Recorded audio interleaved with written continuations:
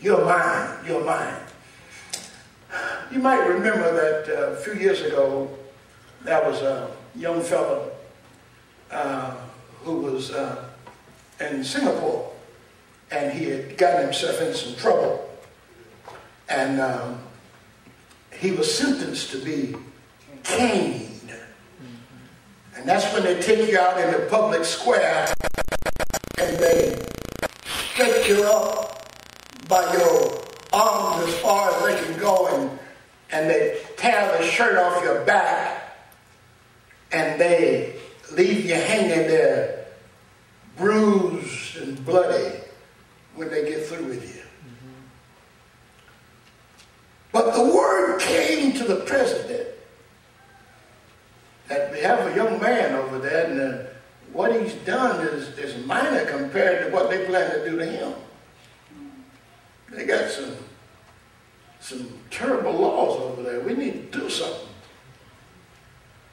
So the president sent them a message, sent the authorities a message and says, you need to send him home.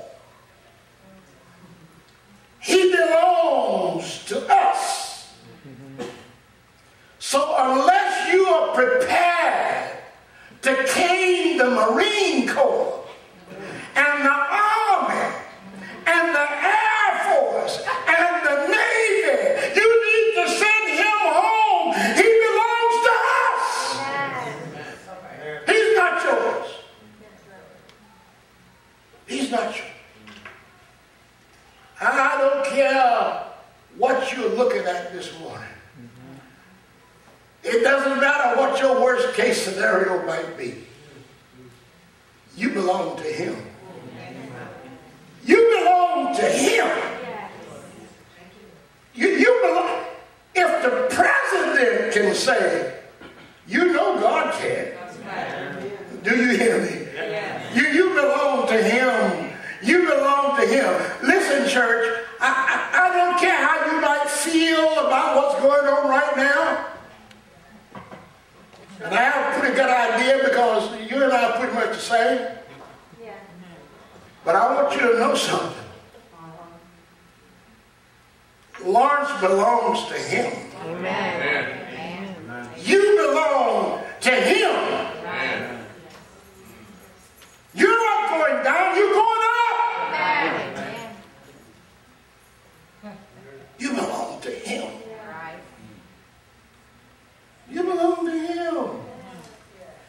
And he goes on in the next verse, because he explains in the next verse exactly what he's talking about. He says, now, here's the deal. When you pass through the waters, I'll be with you. And through the rivers, they shall not overflow you. When you walk through the fire, you shall not be burned, nor shall the flames scorch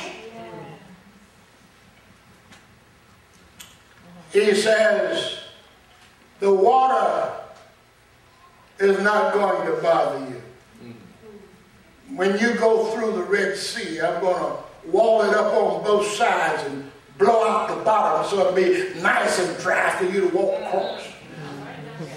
And then when Pharaoh gets into the midst of the sea, I'm going to take the wheels off his chariot and close up the water. Do you hear me? And don't you worry when you get down to the Jordan River. I'll be there. And I'm going to stop the river. And I let that part flow on down to the sea. And I'm going to bank off this part and let you cross. And when you get on the other side, then I'll let the rest go. It won't overflow you. It won't overflow you. Then when old Nebuchadnezzar puts you into the fiery furnace, he said, don't you worry about that. Don't worry about it. Don't worry about it. I'll be there. I'll be there. And you remember remember when they put Meshach, Shadrach, and they go in the furnace? And the king went down the next morning, he took a look and he said, wait a minute, didn't we put 3 in there? He said, behold, I see 4, and the 4th man looks like the Son of God. How did he know what Jesus looked like? 750 years before Jesus came, God revealed to a heathen what Jesus would look like. Do you hear me?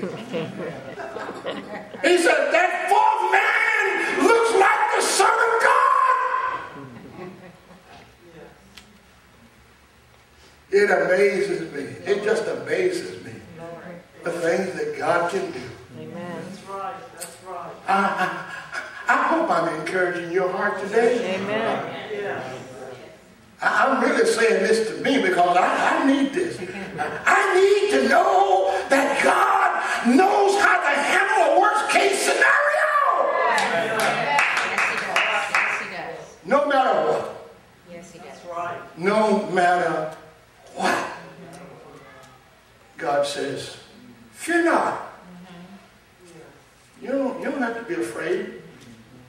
I'm on the job. I'm on the job. I have redeemed you. I've called you by name. You are mine.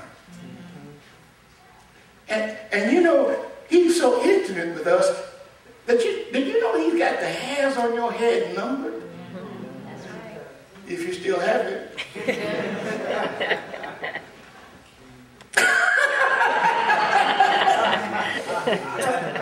You and I go to the same mama, you know? I mean, how intimate is that? He knows, y'all. Yes, he does. There's no accidents with God. Yes, he does. No all. He's got everything under control. Yes, he does. Everything is under control. Yes, he does. Everything. Then there are 2 more words that I want us to look at.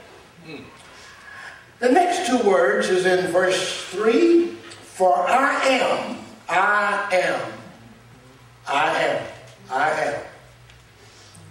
But now, fear not, I am.